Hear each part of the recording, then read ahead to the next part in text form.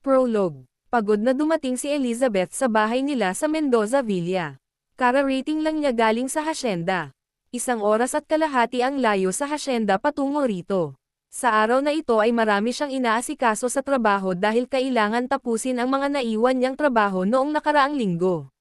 Nagkasakit kasi si Evren kaya kailangan niyang lumiban at pagtuunan ang pansin ang kanyang anak. Ngayon na may oras siya ay kailangan niyang tapusin ito upang maibigay niya ang hinihingi nitong bakasyon.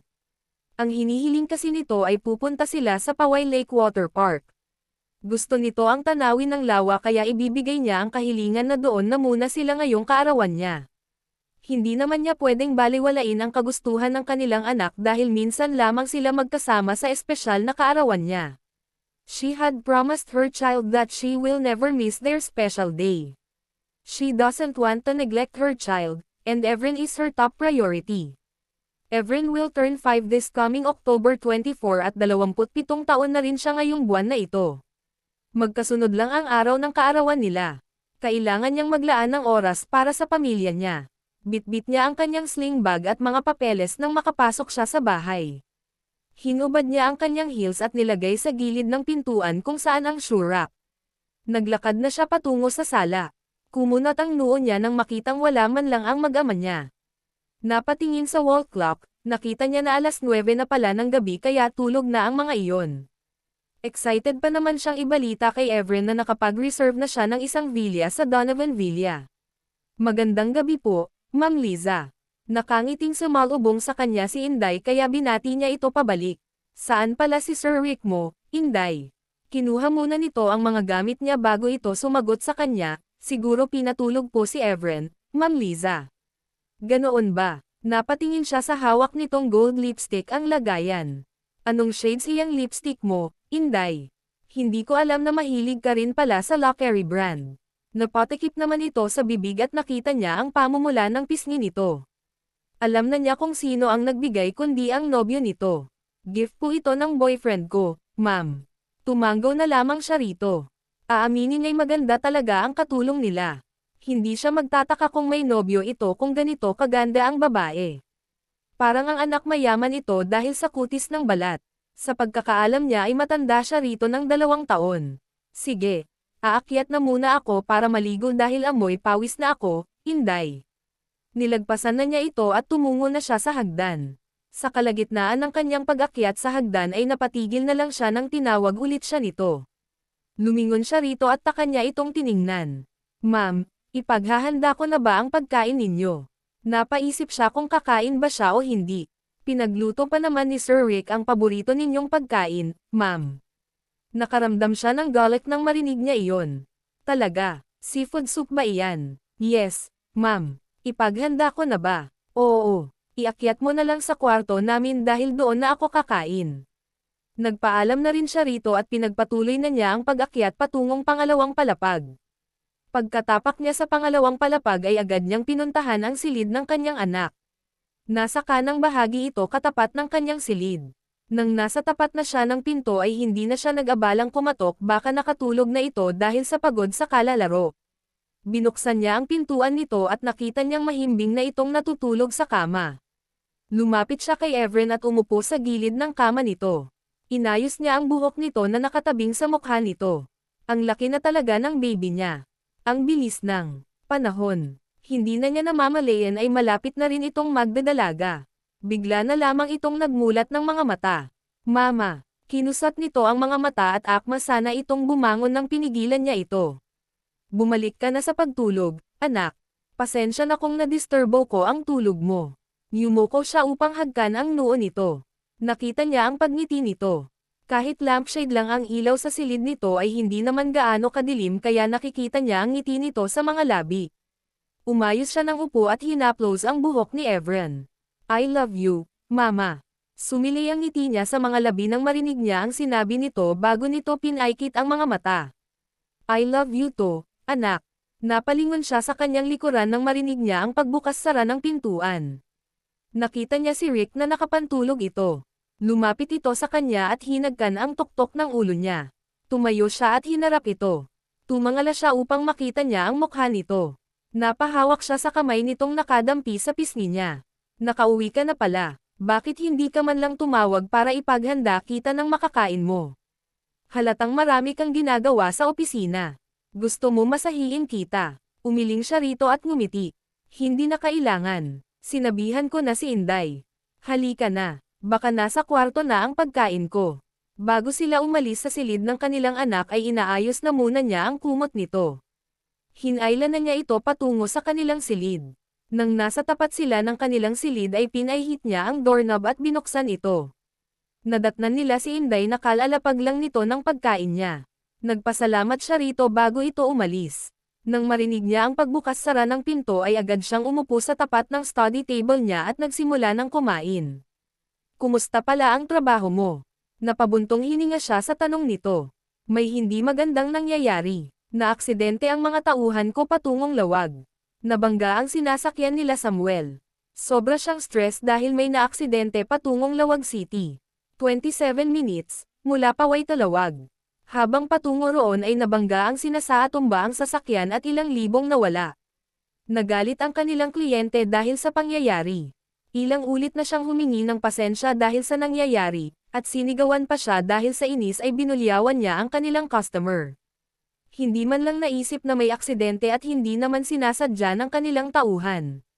Bukas ay pupuntahan niya ang kanyang tauhan na napuruhan at tingnan kung ano pa ang kailangan ng mga ito. Narinig niya ang pag-usog ng upuan at tumabi ito sa kanya. What happened to them? Okay ba sila? Nilapag niya muna ang kutsara sa mangkok at tumingin siya rito. Sa awa ng Diyos, walang napuruhan. May kaunting galos lang ang natamo nila. Lahat sila okay. Sumasakit na nga ang ulo ko dahil sa mga customer na hindi man lang nila iniintindi ang sitwasyon. Hinailan nito ang kanyang upuan upang magkaharap sila. Don't stress yourself, hon. Bawal ang ma-stress ang soon-to-be wife ko.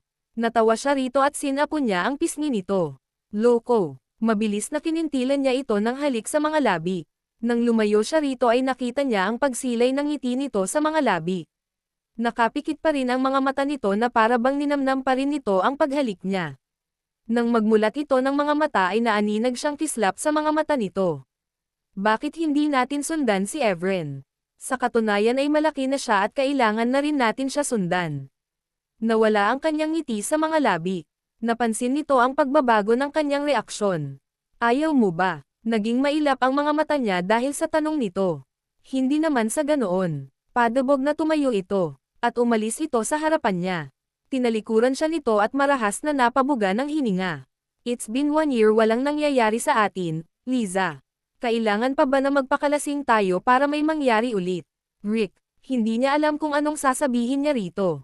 Pati siya ay hindi niya rin alam. Nagpa-check up na siya sa doktor at ang sabi ay may possibility na mawalan siya ng gana dahil sa stress. Anong magagawa niya? Napahagod na lamang ito ng buhok at tumungo sa wine cellar kung saan malapit lamang sa bedside table nito. Please try to understand me. You know, I tried, but it's f-etching frustrating, and it annoys me. Napapitlag na lang siya nang binato nito sa dingding ang bote ng wine. Napakagatlabi na lamang siya nang iniwan siya nito. Hindi lang naman ito ang nahihirapan. Pati siya ay nahihirapan sa kanyang sitwasyon. Palagi na lang ganito ang mangyayari kapag gusto nito ay hindi niya mapagbigyan. Nagdesisyon na lamang siya na maligo. Sa kalagitnaan ng gabi ay nagising siya sa mahigpit na yakap mula sa kanyang likuran. Enrique, sinubsob nito ang mukha sa kanyang leeg. I'm sorry. Hindi ko sinasadyang magalit. Nadala lamang ako sa emosyon ko. Ganito na lang palagi. Ganito na lang kapag nag-aaway sila tungkol sa pagtatalik. Humarap siya rito. Napangiwi siya ng maamoy niyang amoy alak ito. Inalis niya ang pagkakayakap nito sa kanya at bumangon siya. Ito ang kinaiinisan niya kapag mag-aaway sila ay alak ang patutunguhan nito. Umalis siya sa kama. Tumungo siya sa kabinet para kumuha ng kumot at extra unan. Nang makuha na niya ang kailangan niya ay tumungo na siya sa couch at nilapag ang bitbit niya. Humiga na rin siya at pinaikit niya ang kanyang mga mata upang bumalik sa pagtulog. Gatlang M. Kinaumagahan ay agad silang dalawa ni Rick bumiyahe patungo sa venue na gaganapin nilang kasal. After all, they've been living together for 4 years and had a child. Perhaps now is the ideal moment for them to marry. Napatingin siya kay Rick na seryoso sa pagmamaneho. Kanina pa niya ito napapansin na tensyonado ito. He seemed anxious, and was tapping his hands against his legs. Are you okay? Nag-alalang tanong niya rito. Hindi niya alam kung bakit ito nagkakaganito. Kanina pa niya napapansin ang pagkabalisa nito, at minsan ay napapatingin ito sa cellphone nito. Para kasing may kakaiba rito. Tumikim ito at nagtataka na lamang siya na bigla na lamang nito hininto ang kotse sa gilid ng kalsada. Malalim na humugat ito ng hangin at mabigat na nagpakawalan ng hininga. Siguro na ba tayo na magpakasal? Kumunat ang noo niya sa tanong nito. Anong ibig mong sabihin sa tanong mo na iyan? Napatingin siya sa unahan at hinawakan niya ang engagement at nilalaro ito. I mean, naghintay siya ng ilang minuto, pero hindi na nito pinagpatuloy ang sasabihin nito. I get it. Nagbago ang isipan mo na magpakasal sa akin. Tumingin siya rito. Napahagod ito sa batok, at bigla na lamang nito ginulo ang maayos na pagkakasuklay ng buhok nito. Honey, it's not what. Pagak siyang natawa, at marahas na tinabig ang pagkakahawak nito sa kanyang kamay. Ano? Huwag mo naman akong gawing tanga, Rick. Sabihin mo na lang na ayaw mo na dahil maintindihan ko naman. Umiwas siya ng tingin, at napatingin sa labas ng bintana dahil nagsisimulang bamada ang luha sa kanyang mga mata. Alam na niya kung bakit.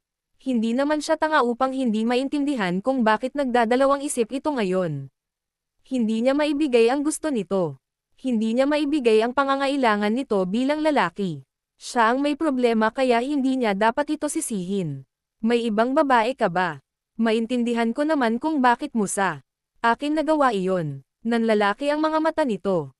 What the hell are you talking about? Tanong nito na salubong ang kilay. Please allow me to clarify, Rick. Due to the fact that I was unable to give, naudlot ang sasabihin niya nang marinig niyang tumunog ang kanyang cellphone.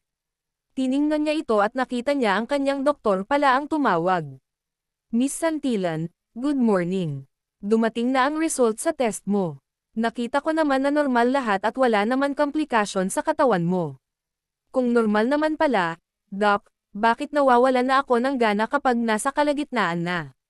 Bakit hindi ako nakaramdam ng init o excitement kapag nakikipjitalek? Humingi rin ako ng opinyon sa ilang doktor na may alam sa kondisyon mo. Nakausap ko siya at pareho lang ang rason namin kung bakit ka nagkakaganyan. Anong sabi, Doc? Posible na may arousal disorder ka. Palagi ka bang stress o may depression ka? If you want, I can refer you to a psychiatrist. Naibaba niya ang kanyang cellphone dahil sa posible nga iyon ang rason. Nalaman niya rin dito na stress ang isa sa rason. Natulala na lamang siyang napatitig sa kawalan. Nararamdaman na lang niya ang pagkuha ni Rick sa cellphone niya. Hindi na siya yumangal pa dahil pati siya ay wala na rin masabi. Bakit pa siya magulat? Hanggang sa pinaandar na nito ang sasakyan ay tahimik na nilang binaybe ang daan. Hindi niya alam kung saan sila tatango ba't siya nakatitig na lamang siya sa labas ng bintana. Hindi na niya alam kung ilang oras na ang biyahe. Kanina pa silang dalawa walang imikan. Nagtataka siyang napatingin sa kanyang relo. Mahigit 30 minutes na pala sila bumabiyahe. Tinukod niya ang kanyang siko sa bintana at napaisip sa posibleng mangyayari. We are here. Napatingin siya rito dahil bigla na lamang nitong tinihil ang sasakyan. Nakita niya na nasa tapat sila ng gate sa bahay. Bumusina si Rick, kaya nakita niya ang pagbukas ng gate. Nakita niyang nagmamadaling binuksan ng guard ang gate nang makita ang sasakyan nila. Akmang paandarin na sana ni Rick ang kotse nang bigla na lamang silang nakarinig ng malakas na busina. Kunot-noo siyang napatingin sa labas ng bintana. Nakita niya ang kapatid ni Rick na umibis ng sasakyan. May bitbit ito. Hindi niya alam kung papel o card ang hawak ni Ann. Napabilang ang kanyang atensyon kay Enrique nang bigla itong lumabas sa kotse. Nilapitan nito si Ann. Hindi na siya nag-abalang bumaba dahil alam niyang uusok na naman ang bumbunan nito kapag makita siya. Hindi siya gusto ng kapatid ni Enrique. Simula pa lang ay sinabi na nito sa kanya iyon at hindi ito suportado sa relasyon nilang dalawa ni Enrique. Hindi niya masyadong narinig ang pinagsabi nito nang bigla na lamang nitong tinulak si Enrique. Halata sa ekspresyon ni Ann ang galit. Nabigla siya nang makita niya ang pagsampal nito kay Enrique. Nagmamadali niyang binuksan ang pintuan ng kotse at lumabas para lapitan ang dalawa. Why did you slap him, Ann? Tanong niya nang makalapit siya sa mga ito. Pagak na tumawa ito at nandidiri siyang tiningnan. Wala naman pinagbago at hindi na siya magtataka kung bakit ganito ito sa kanya. Mapagmataas ito. Kilala niya kung sino ang gusto nitong babae para sa kapatid nito. Wala ba akong karapatan na sampilan ang kapatid ko? Pinag-cross nito ang mga braso. Tiningnan siya mula ulo hanggang paa. For all the women he had previously dated, bakit ikaw pa ang pinakasalan niya? Ikaw lang naman iyong pivita sa lugar ng Ilocos. Kung kani-kanino kasama-sama sa mga lalaki. Maraming disenteng babae, pero bakit ikaw pa? Ano ba ang nakita ng kapatid ko sa'yo? Hindi talaga niya gusto ang hilasta ng ugali nito. Kaya nga nagdesisyon sila na lumayo upang mamuhay ng tahimik ni Rick. Subalit gusto pa nito na hawak sa leeg ang bunso nitong kapatid. What a bitch. Ate, ano ba? Please don't bother us anymore, would you? May sarili na akong pamilya kaya tumigil ka na. Wala ka ring karapatan na pagsalitaan si Elizabeth ng ganyan, sabi ni Rick na nakatiimbagang. Bumaling ito sa kanya. Halika na, pumasok ka na sa kotse. Nauna na itong pumunta sa kotse. Tumingin siya kay Anne. Blankong tingin ang pinukul niya rito. She's a party-going person, pero hindi siya kung kani-kanino sama-sama. Siya iyong babaeng mahilig gumimik. Hindi naman siya impokrita na sabihin dito na inosente siya at virgin siya nang makilala ang kapatid nito. Inaamin niya na hindi siya iyong tipong babae na stick to one. Inaamin niya na playgirl siya, pero nagbago siya dahil kay Enrique. Alam niya kung sino siya at wala itong karapatan na husgahan siya. Tapos ka na ba? Paulit-ulit ko na iyan na naririnig, Anne. Hindi na bago sa akin na tawagin akong pivita. Kung pwede ba, tigilan mo na ka. Napasinghap siya sa biglaang pagsampal nito sa kanya. Bastos kang babae ka, kaya ayoko sa'yo, napatigil ito sa pagsasalita nang bigla na lang narinig nila ang boses ng isang bata. You're bad. Bakit mo saktan mama ko? Nanlalaki ang mga mata niya nang makita niya si Evren na pinagsusuntok ang hita ng anak niya. Evren, stop. Nilapitan niya ang kanyang anak at hinailan niya ito papalapit sa kanya. Hindi ka dapat nanakit ng matanda pa sa'yo. You should say sorry to her. Lamabi ito at bigla na lamang ito umiyak. Mama. Don't cry. Okay naman si mama kaya tumahan ka na. Hinailan niya ito papalayo, at naglakad na sila patungo sa kotse nila. Huwag mong uulitin iyon, Evren. Mama, bibad siya. Anak, tumigil ka na. Magagalit si mama sa'yo dahil hindi ka nakikinig. Nang makarating sila sa tapat ng kotse ay agad niya itong pinapasok sa likuran. Nang may pasok na niya ito ay binuksan na niya ang pintuan sa passenger seat.